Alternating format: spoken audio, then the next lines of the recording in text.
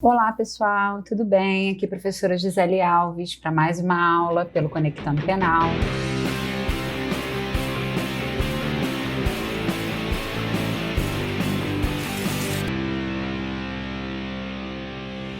E essa aula, na verdade, é uma aula de prática jurídica. Nós vamos falar da queixa-crime, que é a petição inicial da ação penal privada.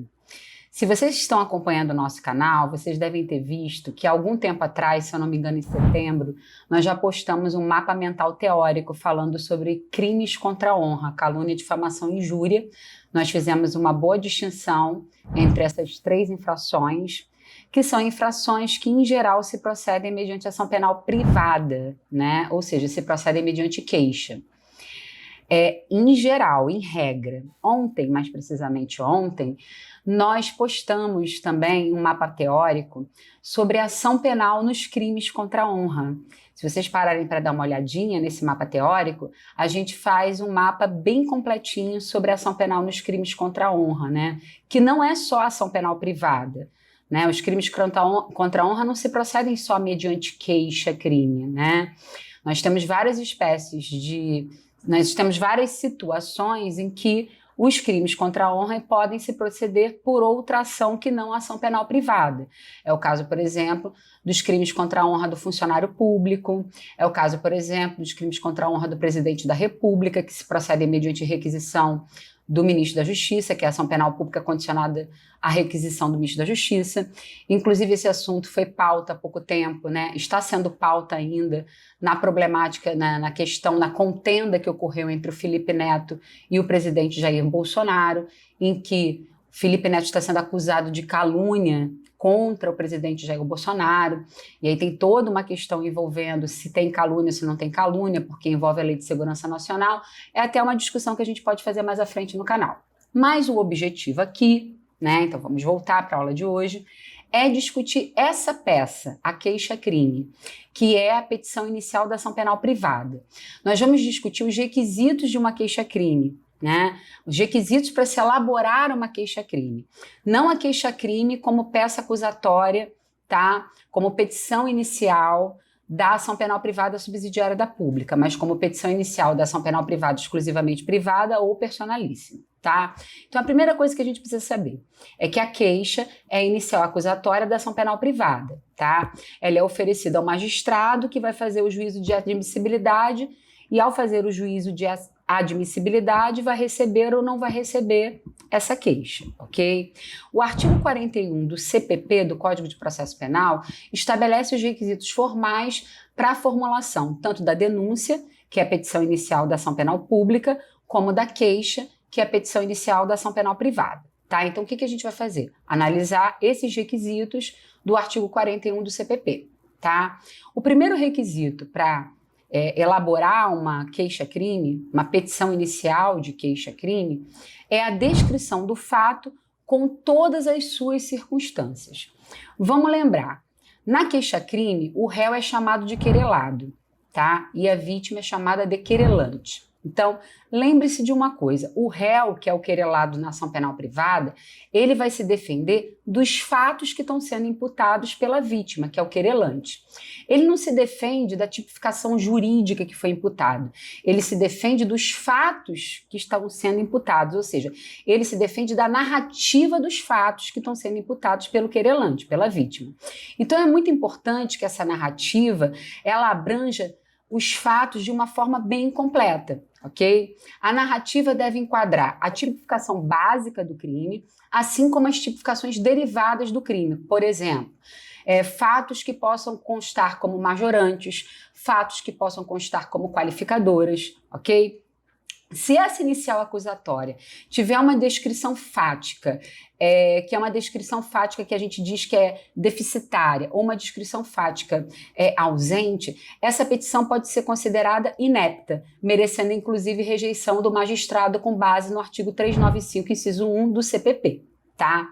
Caso ainda assim essa petição inicial, com todas essas falhas, venha a ser recebida pelo magistrado, mais à frente pode acarretar nulidade do processo, ok?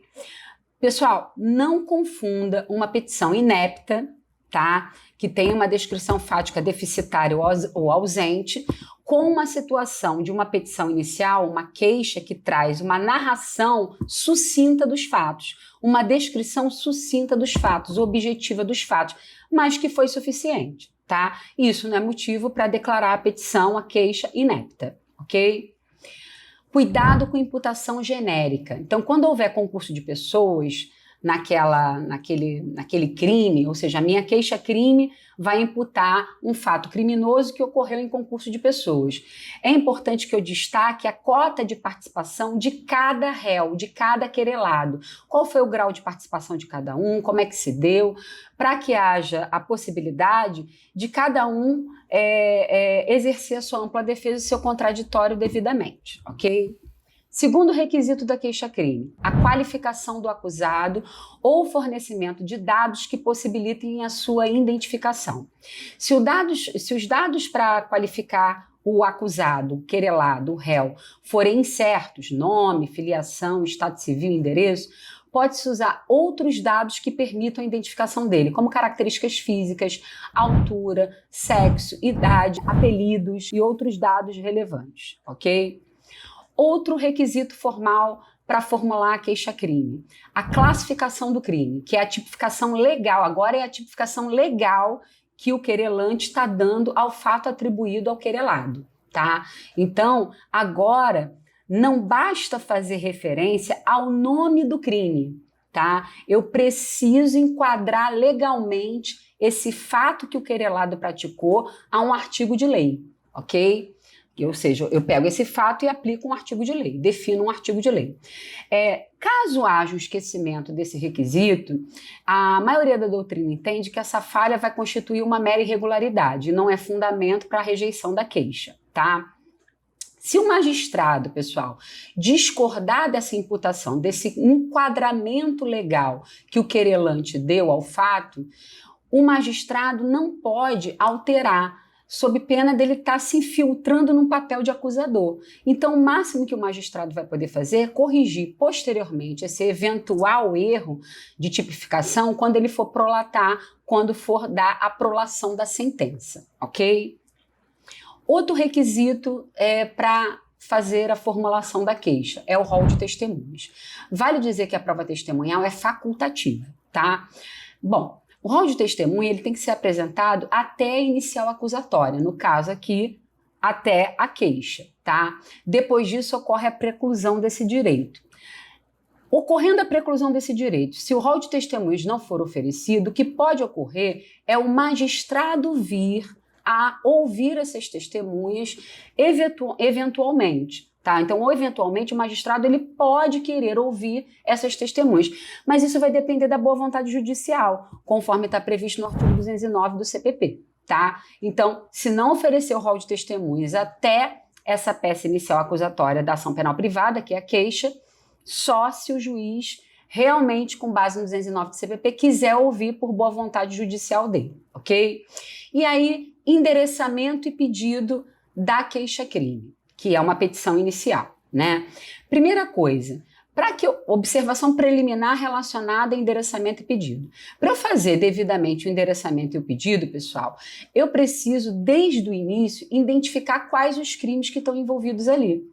Que crime é esse? Se é o tipo simples, se tem uma majorante, se tem uma qualificadora, se tem concurso de crimes, se foi praticado através dos meios de comunicação, porque tudo isso pode mudar o endereçamento e o pedido, porque vai envolver competência. Tá? Eu posso ter praticado uma injúria simples, que é crime de pequeno potencial ofensivo, e o endereçamento que cabe aqui é o juizado especial criminal do local da conduta, porque de acordo com o artigo 63 da Lei 9.099 de 95, teoria da atividade, é o juizado competente do local da conduta, do local da conduta da infração, né?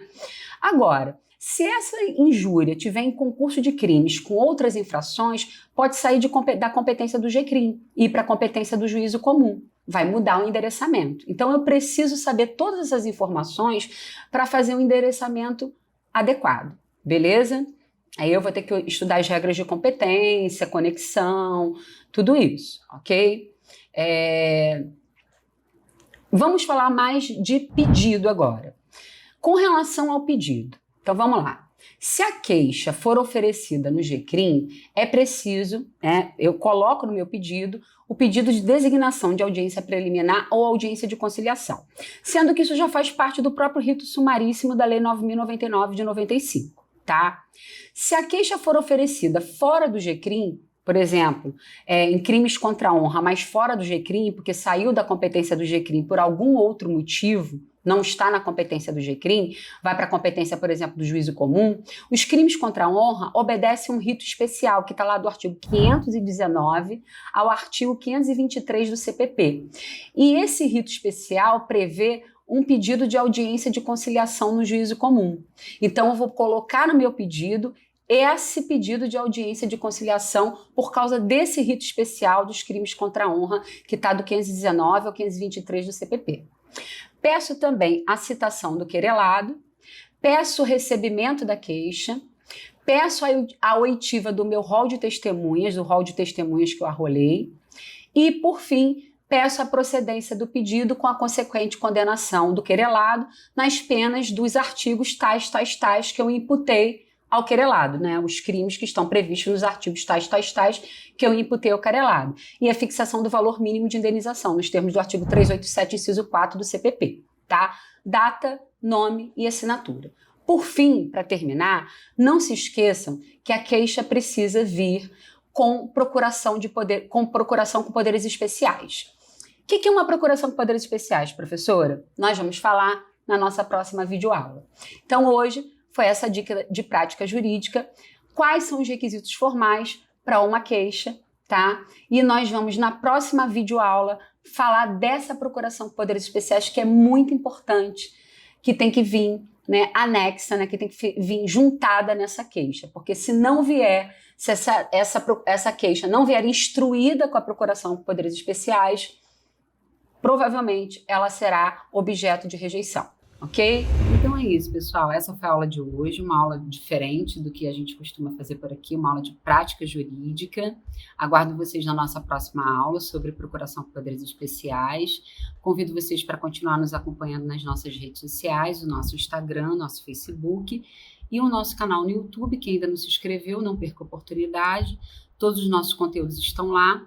E todos os nossos conteúdos no YouTube, as nossas aulas completas, também estão no formato de podcast no Spotify.